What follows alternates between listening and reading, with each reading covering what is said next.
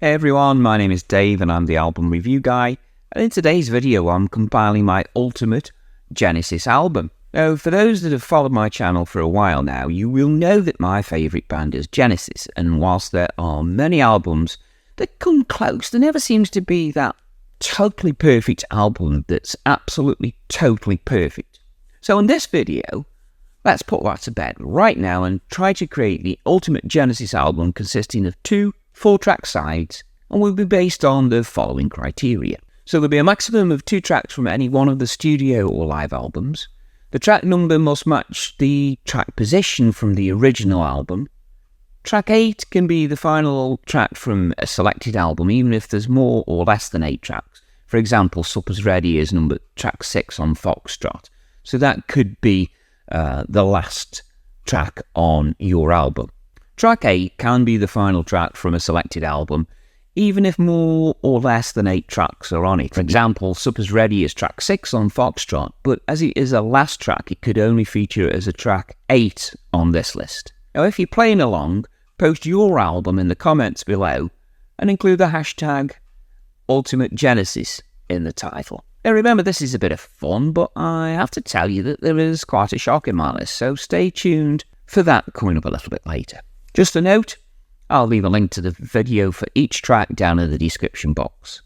So let me put my ultimate Genesis album onto the turntable, drop the needle, and starting off with side 1, track 1, this was one of the easier choices for me. Watcher of the Skies is the first track from the Genesis 1972 album Foxtrot and was written by Tony Banks and Mike Rutherford whilst they were on tour in Italy and inspired by deserted landscapes they observed in the city of Naples.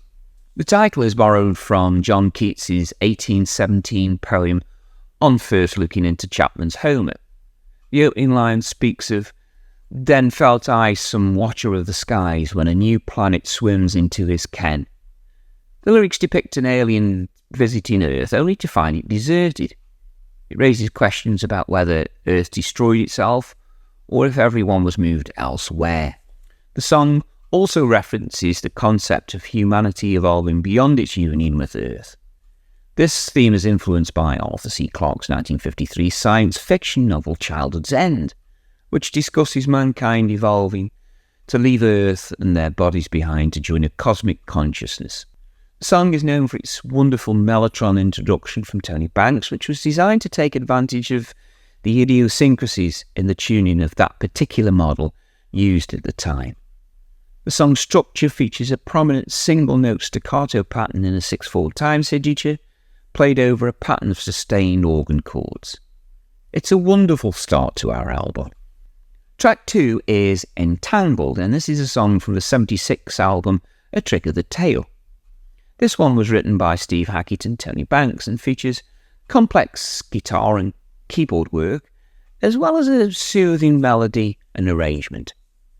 The lyrics are about a person who is undergoing some kind of psychiatric treatment, possibly involving drugs or hypnosis.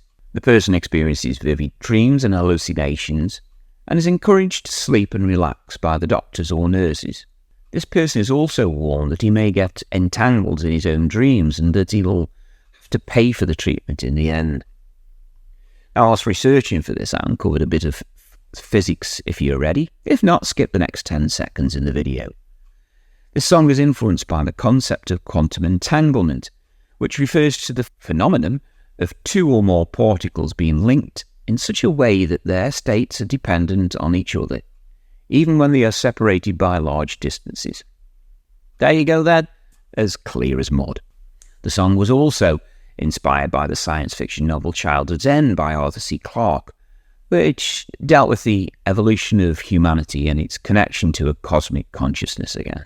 As far as I'm concerned, ignoring all the scientific malarkey, Entangled is simply considered to be one of the most beautiful and haunting songs by Genesis, and a favourite among the fans, and showcases the band's creativity and skill in composing and performing progressive rock music with that folk tendency.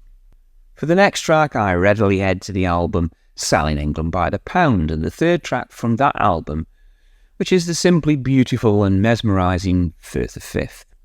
The title is a pun on the Firth of Forth, the estuary opening that leads into the mighty River Forth in Scotland.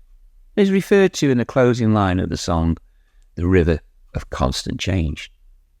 Now, when people talk about prog perfection, this is often the track that leads off the conversation and is in so many people's top 5 tracks. The song was written by Tony Banks and Steve Hackett again, and features complex guitar and keyboard work, as well as a soothing melody and arrangement. The opening is likened to the start of a piano recital, and the expertise of Banks is unquestionable. And this is one of the most auspicious openings of any of their tracks. Those 3 distinctive sections separate this piece into a class of its own. The classical recital opening, as I've already mentioned, was done in B flat. The vocals of Peter Gabriel then take over, continuing the enchantment of this song, where they are 3 verses in total, and this helps to paint a melodic picture of perfection before we reach the peak of the track, with a flute solo from Peter, a piano and synthesizer solo from Tony, before Hackett takes over with one of the most graceful pieces he ever played for Genesis. All the while, there are some brilliant bass beats from Rutherford and classic progressive drumming from Collins, who surely did not play many better than on this album throughout his whole career. Now, for me, whilst these first 3 tracks probably picked themselves, position 4 was a little more difficult. Can Utility was a sad omission this time, even though it is a lovely track. I can readily pass on More Fool Me. I do like Madman Moon and What Gorilla, but in the end I went to the album Trespass for the track Stagnation. Now, from this 1970 album, this track is credited to 4 members, though as far as the band is concerned, it's Anthony Phillips on guitar rather than Steve Hackett, and John Mayhew on drums, who was not credited at all with the songwriting. It showed the amazing 12-string combination between Phillips and Rutherford, and tells the story of a lone survivor in a post-apocalyptic world. It's quite typical of the early Genesis style, and is a fabulous track for the halfway point of our ultimate Genesis album. Track 5 is my sole selection from the Lamb, and is the track In the Cage. This is a track that is a great example of the strength of Tony Banks in those early years before the group became so heavily dependent on his keyboard playing skills. The complex structures and blending of a number of styles make this such a popular choice, and with Gabriel's lyrics of confinement, fear and desire for liberation, make this really a top-notch track. Track 6 sees one from Duke, and is my wildcard selection in the list, as it's really immediately apparent. And whilst it was not everybody's favourite album, Duke provided some memorable moments, and Heat Haze is one such example. It's a Banks composition that explored disconnection and alienation. It's a man trapped in his dreams, unable to get any sleep and suffering from haze-like existence. It's a strong track all around, as the Banks keys are particularly strong here. Phil sings it very nicely, and there are some usual chord changes in there as well. Now, my track 7 is the absolute classic The Cinema Show from Selling England by the Pound. This 2-part song has Gabriel and Collins' voices intermingled and harmonised, whilst that 12-string opening is there once more. I really like that sound back in the day. There is soul flute in here as well as a short oboe solo. The other part is largely an instrumental section with Banks once again to the fore. It does have an improvised feel to it with that 7/8 time signature. Phil Collins is really quite amazingly strong on the drums, and it's a great section. But for me, the only real question is how these 2 sections are linked, but hey-ho, it is a great piece of music. My closing track 8 is another that may surprise, and it comes from the We Can't Dance album, and it's the track Fading Lights.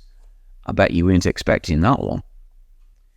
What was a very disappointing album, Fading Lights stood out like a shining star for me, and it had that final track feel to it, as if it was the end of an era. And it turned out it really was just that. It had all the balance and symmetry of the very best of Genesis tracks, and for me it was easily the best track that they composed in years. The lyrics were all nostalgia and for a time that had faded away. Now the line, Another time it might have been so different. If only we could do it all again. This creates so many thoughts of the band's history, of past members, of past Collins' wives. The list is endless, and so they could have been. However, that said, how the music develops is just scintillating and showed what really could have been achieved with their later work. It really is one of my favourite Genesis tracks ever, and I'm proud to have it in my greatest ever Genesis album. So that's my 8 tracks to form what is my greatest ultimate Genesis album of all time. There are some sizable omissions in there, I know, but I had to pick tracks to fit the running order as well. I hope you enjoyed this one too. Leave me your ultimate Genesis album, and remember to hit the like if you enjoyed the content. Click the subscribe button if you want to be alerted when new videos are released.